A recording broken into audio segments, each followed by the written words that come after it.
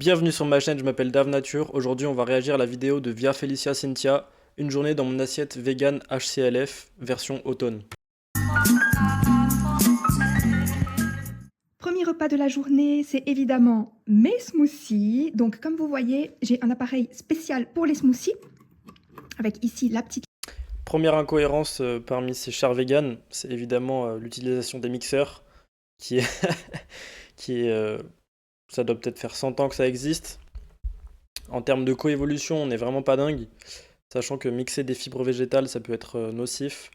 Notamment pour, même si c'est des fruits qui sont les parties de la plante la plus digeste et la moins riche en toxines végétales, il reste quand même les graines, notamment dans les fruits rouges et la banane. Et si on les mixe, on libère toutes les toxines végétales qu'il y a dedans, notamment les oxalates, les composés amers, etc.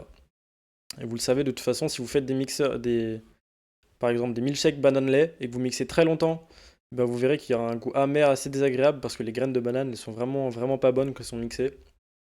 Donc déjà, l'utilisation du mixeur, mauvais point pour commencer. lame qu'on vient fixer sur les deux contenants, ces deux gourdes. Alors, j'utilise ça Et puis évidemment, je ne parle pas du fait que ces deux gourdes, comme elle le dit, sont en plastique. Ça n'a pas l'air du tout d'être en verre, et quoi qu'il arrive, de toute façon, il y a du plastique partout là, qui rentrera en contact avec les aliments, et en plus avec les frottements du mixeur, ça risque de leak beaucoup de microplastiques dans son smoothie, donc déjà, aïe aïe aïe. parce que je trouve ça super pratique. En fait, vous faites vos deux smoothies, et puis vous avez vos deux gourdes comme ça. Et puis, vous pouvez les boire tranquillement pendant la matinée. Sinon, il y a un truc encore plus pratique, c'est que tu prends ta banane, tu l'épluches avec tes doigts et tu la manges. Aucune vaisselle, bien plus pratique, c'est transportable aussi, c'est pas de plastique, c'est pas mixé, c'est juste écrasé avec tes dents. La vraie façon d'écraser des fruits finalement, hein, de les écraser avec ses dents ou avec ses doigts ou même un outil, hein, ce sera toujours bien supérieur au mixage. Et alors, moi, ça me prend peut-être, pour ces deux smoothies, ça me prend environ 3/4 d'heure, 1 heure. J'y vais gentiment et puis comme ça, en fait, je prépare mes dossiers sur l'ordinateur, les dossiers de mes patients pendant que je bois mon smoothie. Donc en fait, dans chaque smoothie, je vais mettre 3 Et en plus, oui, du coup, ce qu'elle utilise comme fruits rouges, il y a framboise, mûre, en gros. Il y aura toutes leurs graines à l'intérieur et de les mixer, ça va libérer toutes leurs toxines végétales, notamment les oxalates, qui sont de base insolubles, mais le fait de mixer les fibres très intensément encore plus, bah, ça va libérer ces oxalates qui vont finir par être solubles et qui donc vont finir par s'accumuler dans votre organisme. Surtout si vous ne les mangez pas avec du calcium, donc des produits laitiers, ce qui ne sera pas le cas vu qu'elle est végane. Donc là, on commence à faire, même si c'est des fruits qui est encore une fois la partie la plus digeste de la plante et fait pour l'humain, bah au final c'est mixé et en plus il y a des fruits pas très digestes parce que les fruits rouges c'est pas ce qu'il y a de plus digeste pour l'humain. Et là, c'est des bananes donc, qui ont été importées par avion, qui sont pas vraiment cohérentes avec l'endroit où elle vit. Après, je sais pas, ça se trouve, elle vit dans les tropiques, peut-être, mais bananes, ça fait un total de 6 bananes. Alors, les gens me disent toujours, oh, 6 bananes, mais c'est énorme, j'y arriverai jamais.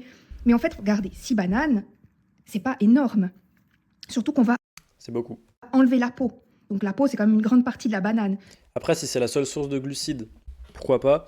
Mais encore une fois, là, par exemple, si vous avez des problèmes de foie à cause de l'accumulation de polluants et d'autres mauvaises habitudes de votre mode de vie, que vous avez des problèmes de foie, vous aurez du mal à digérer le fructose, parce que le fructose dans les fruits, enfin, le sucre dans les fruits, c'est composé environ la plupart du temps en 50-50 fructose-glucose. Le glucose, il est métabolisé dans l'intestin, mais le fructose, lui, il est dans le foie.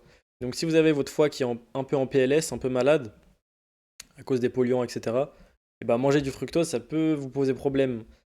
Ça peut faire monter votre triglycérides, etc. En fait, ce sera à l'instinct de vous le dire et à adapter à vous-même. Donc si vous commencez à manger 6 bananes d'un coup en petit-déj, qui est une très grosse quantité de fructose, avec un foie endommagé, ça va être très compliqué. Donc 6 bananes, c'est tout à fait faisable, vous en faites pas. Et vous allez prendre l'habitude. Ce que vous pouvez faire, si vous avez un petit peu de peine, c'est que vous vous faites déjà un smoothie avec 6 bananes. Pardon. Si vous n'y arrivez pas, c'est qu'il y a un souci quelque part. Si votre instinct vous dit de ne pas manger 6 bananes, c'est qu'il y a un souci. Soit vous ne pouvez pas les métaboliser, soit que vous n'avez pas besoin d'autant de sucre, de glucides. Soit que c'est. Il y a aussi un instinct sur l'environnement, encore une fois, hein. On n'est pas censé manger des bananes en France, par exemple. Même si, encore une fois, c'est une partie. C'est un des fruits les plus digestes pour l'être humain actuellement. Un smoothie avec 3 bananes et vous buvez déjà votre smoothie avec 3 bananes et ensuite, un peu plus tard dans la matinée, par exemple vers 10 heures du matin, vous allez vous faire votre deuxième smoothie et boire votre deuxième smoothie. Alors moi, Et évidemment, comme petit-déj, là, ça manque évidemment de protéines et de nutriments animaux vraiment biodisponibles.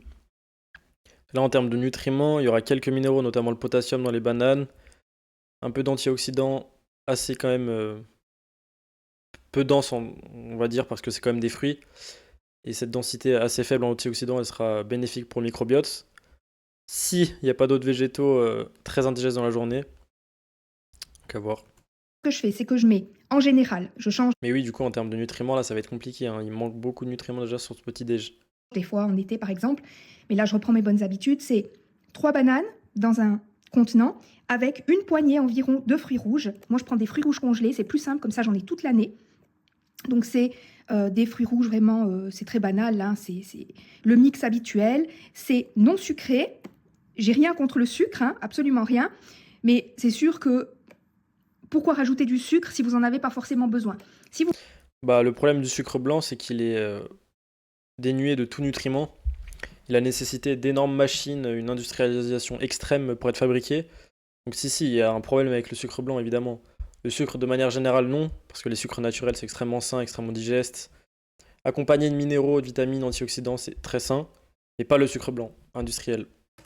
buvez votre smoothie et qu'ensuite vous allez faire 1 heure de vélo, rajoutez peut-être du sucre, peut-être ça vous fera du bien, vous aurez plus d'énergie. Pour moi, c'est inutile de rajouter du sucre dans un smoothie. Sauf si les bananes, par exemple, ne devaient pas être assez mûres, mais j'essaye toujours d'avoir un grand stock de bananes, justement pour en avoir toujours des bien mûres, vous voyez, qui soient tachetées comme ça. Comme ça, elles sont Ça, par contre, c'est une bonne méthode, c'est intuitif, c'est logique. C'est avec ce niveau de tachetage, il y aura les enzymes à l'intérieur de la banane qui auront décomposé les amidons, parce que de base, la banane, quand elle est toute verte, c'est de l'amidon.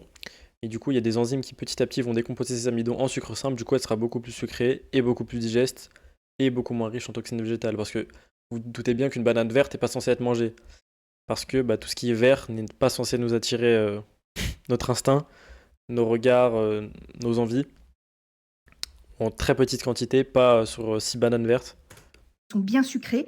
Vous voyez qu'elles ne sont pas mûres quand vous avez par exemple ici la petite queue qui est encore verte. Là, ça peut paraître mûr parce que c'est bien jaune, mais la petite queue ici est encore verte, ça veut dire que c'est pas mûr.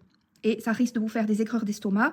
Ça risque également en fait de ne pas vous nourrir assez parce qu'elles sont pas assez mûres, elles sont pas assez sucrées. Pourquoi est-ce que je me fais des smoothies le matin? Donc les smoothies Après, ça veut rien dire, on a quand même une capacité à décomposer les amidons, notamment avec l'amylase, qui est une enzyme que notre corps produit.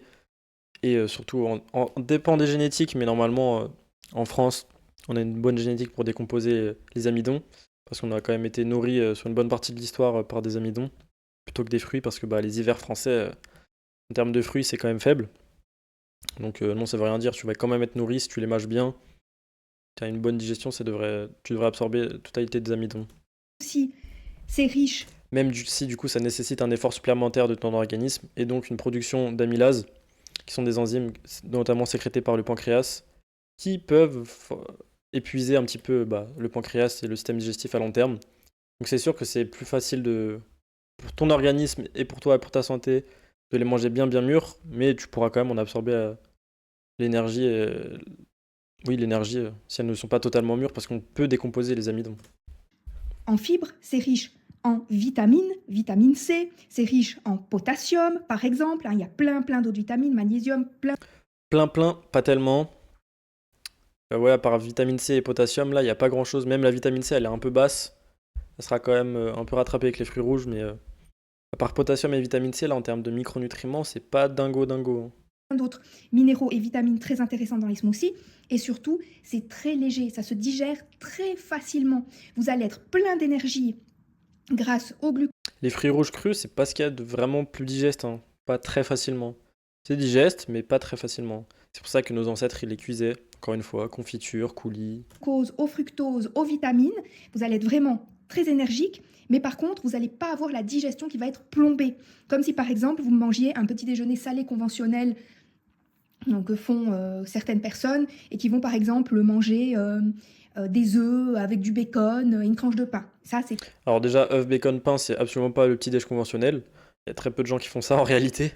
Le petit-déj conventionnel, c'est céréales, jus de fruits indus, pain blanc, confiture indus, trucs comme ça. Peu de produits animaux. Mais si tu manges œuf, bacon et du pain au levain, ce sera bien plus riche en nutriments que ce qu'il y a là, et en énergie. Même si le pain au levain, il sera moins digeste que les bananes bien mûres, vu qu'il aura été prédigéré par du levain sauvage, ce sera quand même assez digeste. Et bah, les œufs et le bacon sont extrêmement riches en nutriments. Après, il faut que le bacon, le porc soit bien nourri, parce que s'il est nourri aux céréales, les acides gras, ils seront semblables à ceux des céréales. Et bon, Très gras, c'est très protéiné et donc ça reste lourd sur l'estomac, c'est difficile non, c'est pas lourd si t'as un bon... si t'as un système digestif en bonne santé et que t'es pas surcuit, parce que évidemment tout ce qui est surcuit sera beaucoup moins indigeste, enfin, sera beaucoup moins digeste plutôt, parce que du coup tu vas devoir encore une fois produire des enzymes, des acides, etc. dans ton organisme, dans ton système digestif, qui auraient pu être déjà présents si ça avait été cru ou à peine cuit. à digérer, ça plombe la digestion, ça vous ralentit et ça vous fatigue. Tandis qu'un déjeuner comme ça, c'est un déjeuner énergétique. Vous allez avoir de l'énergie pour toute la matinée. Après, c'est vrai que ceux qui disent que le matin il faut manger que protéines et gras et pas de sucre, ça c'est complètement con parce que justement la nuit, tu auras fait un jeûne, à peu près entre 8 heures et 10 heures, voire plus pour certains, sans manger, et donc tu auras vidé tes réserves de glycogène musculaire et surtout du foie qui auront besoin d'être remplis. Et donc le matin, c'est potentiellement le moment où tu peux le mieux tolérer, par exemple, le fructose, même si tu es en mauvaise santé, si tu as un foie un peu cassé. Donc plutôt manger des glucides aussi avec le reste, avec protéines et lipides. Pourquoi je ne mange pas plus que 6 bananes? C'est faisable, vous pouvez en manger 8, vous pouvez en manger 10. Pour ma part, j'ai remarqué que si je mangeais plus que 6, j'avais pas faim tout de suite à midi. Et par rapport à mon emploi du temps, pour moi, c'est plus facile de prendre ma pause en général à midi. Donc j'essaye d'avoir quand même faim à midi pour manger. Voilà. Voilà mon premier smoothie. Alors, moi je me lève relativement tôt le matin, je me lève vers 6h30 le matin et je me couche vers 22h environ le soir. Et donc quand je me réveille à 6h30, je vais boire Ça, c'est pas mal, franchement, ça respecte plutôt bien le rythme jour-nuit de l'horloge circadienne finalement. Après, si c'est toute l'année, ça respecte pas vraiment la nature parce que toute l'année, surtout en France, le soleil il se couche et ne se lève pas à la même heure. Mais c'est quand même pas trop mal. tranquillement mon eau pendant que je me prépare, environ 5 décis d'eau à température ambiante, toujours à température ambiante pour pas faire un choc en fait à l'estomac. Ça prépare aussi, ça réhydrate le tube digestif, ça prépare à la digestion. Et donc ensuite, pendant que je prépare mes dossiers en général, allez, de 7h30 à 9h, c'est quelque chose comme ça en général. J'ai mes premiers patients à 9h. Pendant que je prépare mes dossiers sur l'ordinateur, je vais boire tranquillement mes 2 gourdes de smoothie. Ah oui, donc en fait, c'est pas un repas, c'est une boisson qu'elle boit sur 2 heures. Ça, du coup, c'est pas dingue. Pas dingo. Voilà, tout tranquillement. Hop, je remets un petit peu de lumière. Voilà, et donc ça se présente comme ça, vous voyez la... Surtout que quand c'est ultra digeste comme ton cas, elle pourrait tout manger d'un coup.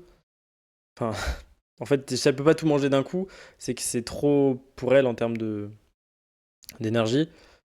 Et en fait, manger comme ça petit à petit sur une longue durée, le problème c'est que ça va maintenir le niveau de glycémie sanguin beaucoup trop élevé, enfin sur trop longtemps en fait, et potentiellement à long terme poser des problèmes de diabète. Parce que si ta glycémie elle est haute, ton insuline doit être haute aussi tout le temps, et donc potentiellement une surproduction, et donc potentiellement après avoir des problèmes d'insuline et donc du diabète.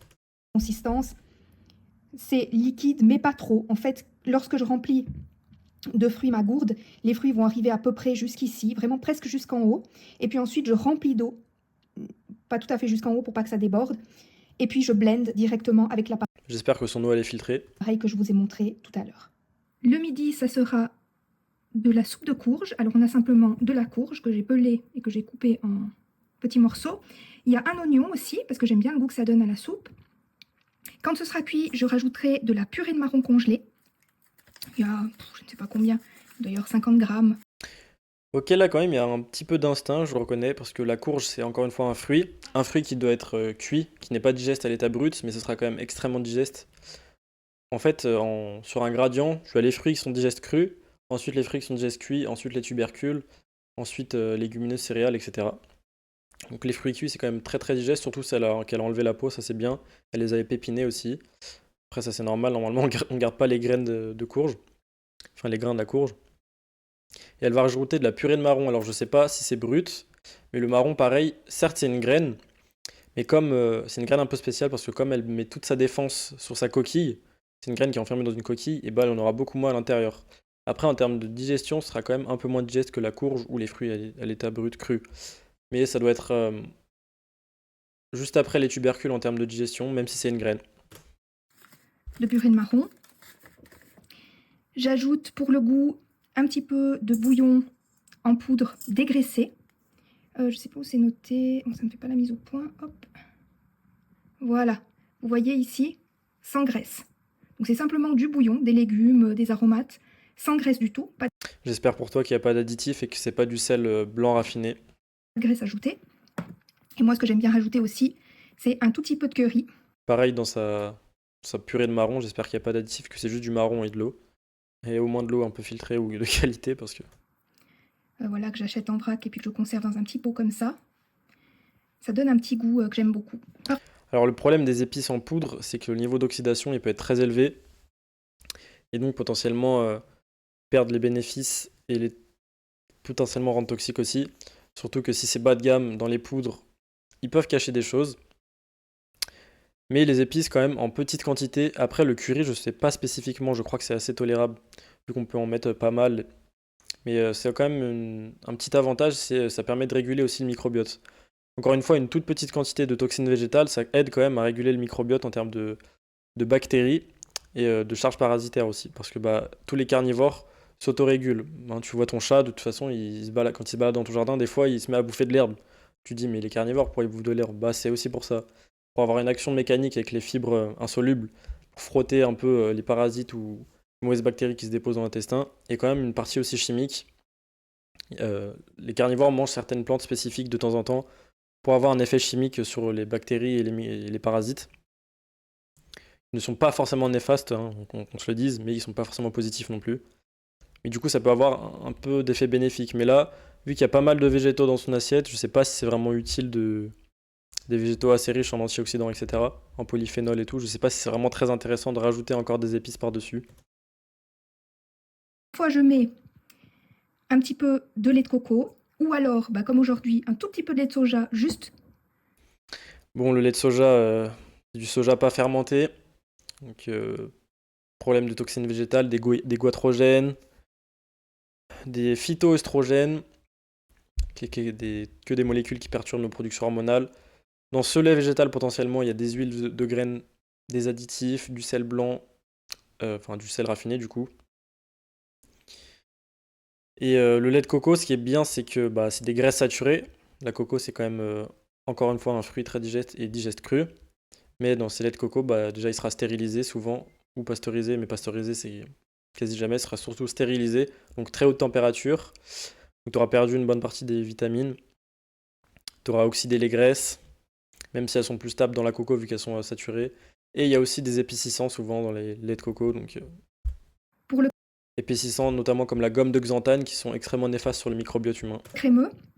Et sinon, je recouvre complètement les courges avec de l'eau et je laisse cuire jusqu'à ce que les courges soient devenues toutes tendres et que je puisse les mixer. Et à la fin, bah, justement, je rajoute. Putain, mais elle mixe encore, mais pourquoi vous utilisez des mixeurs? Je comprends pas, il n'y a rien de plus antinaturel. Des lames qui tournent ultra vite, impossible de reproduire ce mouvement naturellement. Tu pourrais juste l'écraser à la main, ça va plus vite, c'est moins chiant. Et ça mixe pas les fibres en fait. Le problème de mixer les fibres, c'est que ça peut libérer des trucs que tu dois pas absorber de base. Que tu ne pourrais pas absorber juste en les mâchant avec tes dents ou en l'écrasant avec ton poing ou un outil juste d'écrasement quoi. Juste un tout petit peu de lait de soja pour le crémeux. Et pour accompagner ça, j'ai du pain clair aux pommes de terre et parfois je fais du riz basmati. Alors ça, j'avais jamais entendu parler du pain aux patates. J'aimerais bien voir les ingrédients parce que je pense que c'est un peu rigolo. Ça m'étonnerait que ce soit 100% patates. Hein. Voilà, c'est tout ce qu'il reste. Ça fait un. Et j'ai pas parlé de l'oignon dans sa soupe. Alors c'est quand même une racine qui est très toxique. C'est pour ça qu'on l'utilise en petite quantité et surtout qu'on la fait cuire. Mais bien cuite, la toxicité quand même baisse. Et ça peut encore une fois aider un peu à réduire la charge parasitaire et réguler le microbiote. Mais là, encore une fois, vu qu'il y a beaucoup déjà de végétaux dans son alimentation, que ça manque de nutriments, potentiellement encore les phytates, etc. dans l'oignon, sachant que déjà qu'elle a peu de minéraux, ça va lui en retirer encore. À peu près une louche. Ça, je garde. Évidemment, elle mise chaud dans, des tupperwares en plastique. Donc là, en termes d'infusion de microplastique, c'est magnifique, hein. Au frigo et je mangerai ça avec du riz basmati. Voilà, alors un autre plat que j'aime beaucoup faire. Et encore une fois, si elle mange ça avec du riz blanc, le problème c'est que le riz blanc c'est une céréale. Donc déjà, on a peu coévolué avec. À peu près, ça fait 10 000 ans que ça existe. Et encore, en version blanc, ça fait 2-3 000 ans qu'on le consomme. Mais surtout, c'est que bah, du coup, il n'y a aucun nutriment. C'est essentiellement de l'amidon enfin des sucres, au final. Ce sera de l'amidon qui sera digéré en glucose. Mais du coup, vu que c'est de l'amidon, et bah, lui, le corps, il doit surproduire des acides déjà pour le digérer et des enzymes, donc l'amylase, la fameuse enzyme qui décompose l'amidon en sucre simple. Et donc, tu as du sucre, en fait, c'est presque comme du sucre blanc. Sauf que tu as nécessité encore une étape de digestion en plus, donc encore une étape d'usure potentielle. Donc, en termes de nutrition, le riz blanc, c'est vraiment quasiment négatif, ça apporte que de l'énergie. Donc, dans une alimentation qui est déjà pauvre, notamment en minéraux et en nutriments animaux, si tu manges encore plus du riz blanc par-dessus, aïe aïe, ça commence à faire pas mal de carences en fait. Et de produits ultra transformés en réalité. C'est le dalle de lentilles. Alors, ici, je fais une petite quantité. Ouais, donc ce lait de coco là, ce fameux lait, il y a de l'épaississant dedans, hein, je le connais. Donc la gomme de xanthane, je crois, normalement, dans celui-là. Donc encore une fois un perturbateur de microbiote. Dans son bouillon, il y a du coup, je pense, des additifs aussi, du sucre, enfin du sel blanc. Un truc en conserve, donc ultra cuit dans du plastique et de l'aluminium, contaminé aux polluants. Les lentilles corail, c'est une légumineuse, donc quand même plus digeste que les céréales et autres graines, mais ça reste une graine. Et si tu la fais pas germer, tremper ou fermenter, ce sera très indigeste. Et peu de coévolution avec les légumineuses, même s'il y en a plus que les céréales. Légumineuses, je crois que c'est à peu près 80 000 ans ou 30 000 ans de coévolution. Après, il y a des patates, ça c'est un tubercule très digeste avec lequel on aura beaucoup coévolué, sans la peau, donc peu de toxines végétales. J'espère qu'elle va pas le mixer pour pas libérer les oxalates insolubles qu'il y a dans les fibres insolubles des patates. Ça demande beaucoup de préparation, je trouve, mais vous pouvez aussi faire des plus grandes quantités, les congeler ou les manger jusqu'à 4 jours, ça se conserve bien au frigo. C'est le problème des végétaux, hein, surtout ceux qui sont indigestes, c'est que ça nécessite beaucoup de préparation, beaucoup d'extériorisation de notre digestion pour pouvoir ensuite nous les digérer assez facilement. Hein, on doit faire prédigérer avec la cuisson, prédigérer avec la fermentation, prédigérer avec le trempage, prédigérer aussi avec le mixage par exemple. Il n'y a aucun souci. Donc ici, c'est plutôt une petite quantité, on va dire pour environ une personne. Donc voilà, c'est un plat évidemment indien. Alors il est très intéressant parce qu'il a des lentilles qui sont riches en fer et Non, pas très riche en fer. Et surtout, c'est du fer non héménique, donc quand même assez difficilement absorbé par l'organisme, surtout s'il n'est pas accompagné de nutriments animaux ou de graisse ou de vitamine C, ce qui n'est pas le cas ici. on va mettre du jus de citron, donc ça va permettre une meilleure absorption du fer.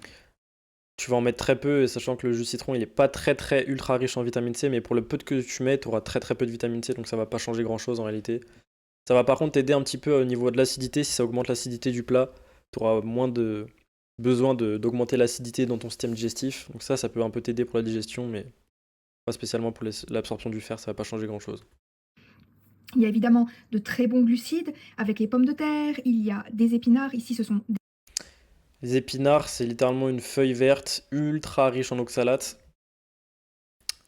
Oxalates qui sont solubles essentiellement dans l'épinard, donc ils peuvent se bioaccumuler, mais en fait c'est tellement riche qu'il suffit juste de 100 grammes par semaine pour dépasser la capacité de détox des oxalates naturels de l'humain. C'est à peu près 50 mg par jour, et dans 100 grammes d'épinards, tu as 900 mg d'oxalates. Donc tu satellises, si tu manges juste 100 grammes d'épinards par semaine, tu satellises tes niveaux d'oxalates dans l'organisme, et tu commences à bioaccumuler, ce qui causera des problèmes à long terme, notamment articulaires, nerveux, potentiellement de reins aussi, avec les calculs rénaux.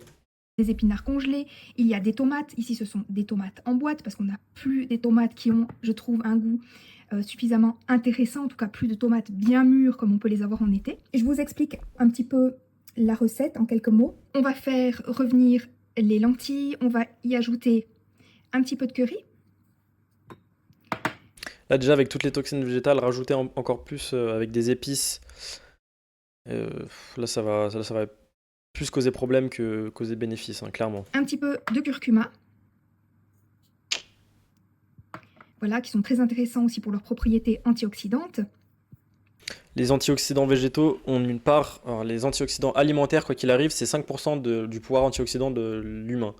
Donc, quoi qu'il arrive, les antioxydants de l'alimentation, c'est très faible et c'est quasiment inutile. Et surtout ceux des végétaux, qui sont réellement antioxydants pour eux-mêmes, plutôt que pour nous.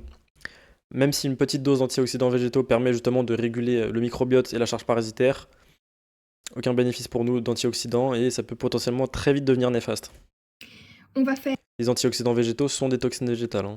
aussi revenir un petit peu les pommes de terre qu'on aura pelées et coupées en petits cubes. Ensuite, on va y ajouter la boîte de tomates concassée. On va aussi émincer l'oignon, l'ail, la gousse d'ail. Voilà, ça commence à faire beaucoup en termes de charge de toxines végétales. Entre épinards, lentilles pas préparées, épices, ail, oignons, plus les polluants de la conserve, plus les additifs du lait ultra pasteurisé de coco et du bouillon. Là, ça commence à puer la merde en fait, littéralement. Et puis moi, j'y ajoute pour le goût toujours mon fameux, je fasse la mise au point, voilà, le fameux bouillon en poudre sans graisse. Il est très intéressant celui-là. Je pense que elle dit pour le goût parce qu'il doit avoir du sel dedans et le sel c'est vraiment un exhausteur de goût, sauf que ça doit être du sel raffiné malheureusement. Voilà, en toute fin de cuisson, on rajoute les épinards et le citron. On va essayer de ne pas faire cuire le citron, on le met vraiment en fin de cuisson pour qu'en fait la vitamine C soit conservée. Parce qu'il ne faut pas faire cuire la vitamine C. Et en toute fin, pour donner un peu de crémeux, Il y en aura de toute façon en très petite quantité à part si elle met le citron entier, ce que je ne pense pas. on met aussi un petit peu de lait de coco. Ah mais en plus c'est du lait de coco light, c'est-à-dire qu'ils ont enlevé du gras. Non mais inutile, ultra transformé. Là, j'en ai un qui est light, j'en ai trouvé un light, ça c'est super. Ensuite, il y a évidemment des laits de coco entiers qui sont beaucoup plus gras. Après, c'est à vous de voir, de calculer votre pourcentage de matière grasse par rapport au Non, pas besoin de calculer. Ce sera beaucoup mieux qu'il soit entier parce qu'il sera une étape de transformation en moins. Et pas besoin de calculer pour voir son taux de gras, il suffit juste d'écouter un petit peu son instinct, voir si on a envie de graisse ou pas, littéralement. Dans la plupart des cas, vous serez beaucoup mieux avec du lait entier de coco. CLF, mais moi je sais que si je rajoute une bombée de lait de coco light, c'est nickel. Voilà, il n'y a pas trop de graisse. J'ai oublié Mais là, il n'y a aucune graisse dans son alimentation pour l'instant depuis le début. Donc là, ça commence à manquer de lipides. de vous préciser, les lentilles, je les rajoute à mi-cuisson parce que ce sont des lentilles corail. Donc les lentilles corail, elles sont dépourvues d'enveloppe, si vous voulez. Ça veut dire qu'elles vont cuire très très vite. En 10 minutes, les lentilles corail, c'est cuit. Donc ça sert absolument à rien de les mettre en tout début de cuisson parce que ça va vous donner une espèce de bouillie. Vous allez même plus les sentir en fait dans votre plat. Bah, c'est mieux, plus c'est plus c'est bien cuit, plus c'est digeste. Plus c'est prédigéré par la cuisson, littéralement. Qui n'est pas du tout, quoi qu'il arrive, la meilleure façon de prédigérer quelque chose. Je préfère les rajouter en fin de cuisson, 15 minutes avant la fin de la cuisson.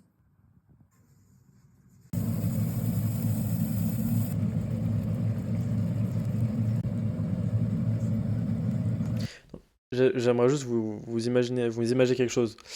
Là, sa conserve de tomates qui a été surcuite et déposée dans une boîte en aluminium avec un rebord en plastique à l'intérieur pour éviter que ça fuit. Donc, qui a déjà été surcuite, elle la remet dans un plat pour la refaire cuire encore une fois.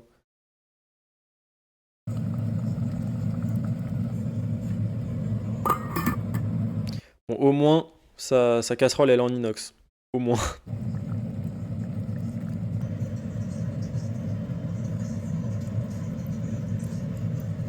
Ah, c'est le fameux jus de citron. Voilà, pour la peu de quantité qu'elle a mis, il y aura quoi 10 mg de vitamine C.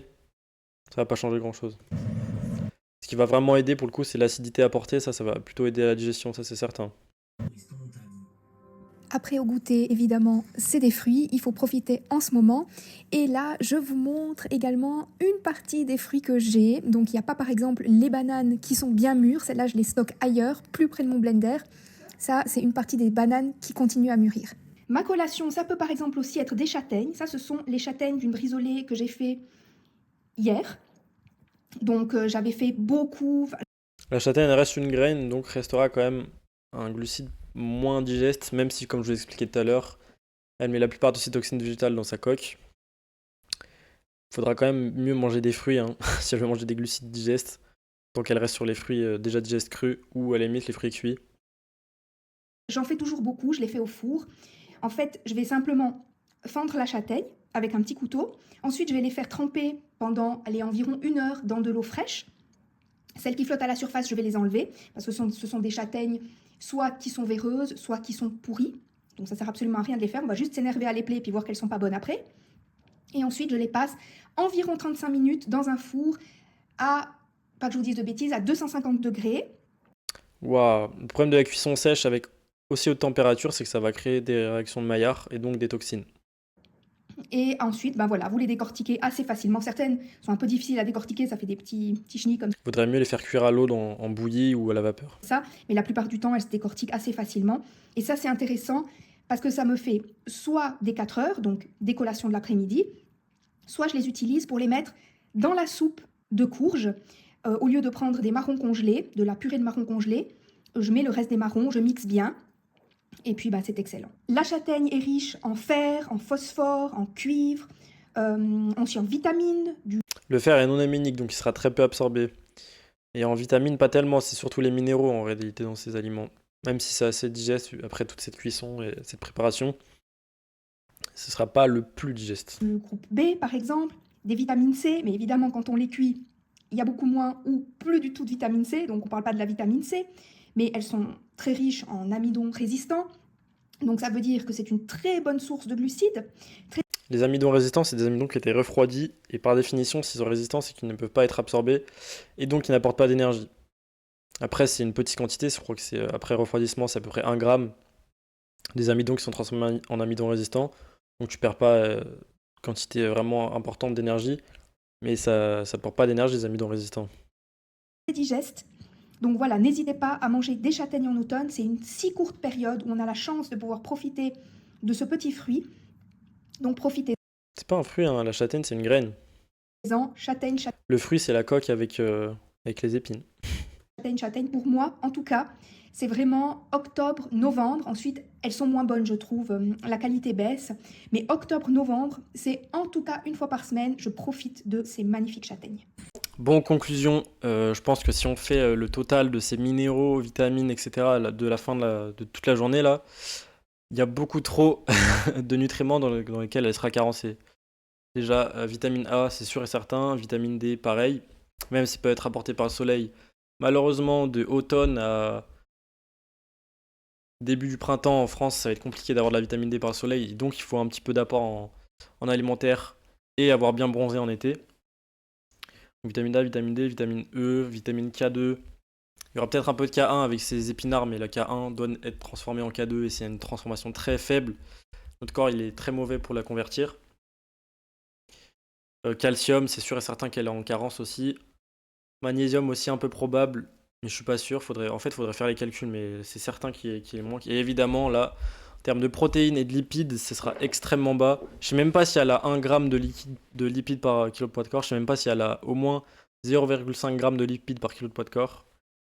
Et à ce niveau-là, c'est sûr et certain qu'à long terme, ça causera des problèmes de santé, notamment hormonal, problèmes de santé nerveuse, parce que le cerveau est essentiellement composé de gras, problèmes au niveau des cellules, de production d'énergie, même potentiellement de la muqueuse intestinale du coup, parce que si les membranes des cellules, la membrane de la muqueuse intestinale devient poreuse aussi, et donc laisse passer plus de molécules et crée des réactions immunitaires, et rend encore plus sensible aux toxines végétales du reste de son alimentation, genre les oxalates, les goitrogènes, etc.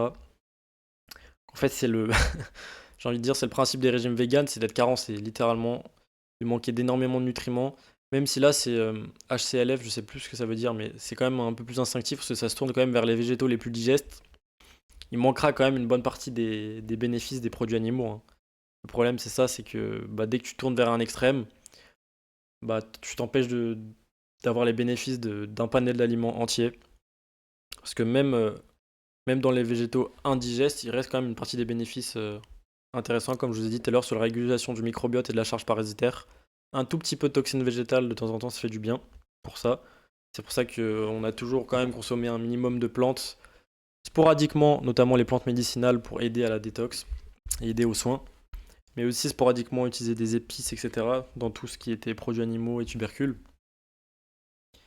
Et même chez les carnivores, on voit les animaux carnivores, on voit ce comportement. Donc c'est quand même un truc qu'il faudrait inclure dans son mode de vie, mais dans un régime vegan, rajouter encore plus des épices qui sont encore des toxines végétales. À long terme, elle sera carencée, elle aura des problèmes de santé et elle se plaindra sur on ne sait quoi. Peut-être que ça lui fera un déclic et elle changera d'avis. Et elle remangera comme son instinct lui dicte, c'est-à-dire des produits animaux et des glucides digestes. Mais malheureusement, je ne crois pas. Si toi, tu veux apprendre à manger la meilleure façon possible, la vraie diète optimale pour les êtres humains, j'ai créé un protocole juste pour ça. Si tu veux nous rejoindre, c'est avec le lien qu'il y a dans la description. Ça, c'est nature.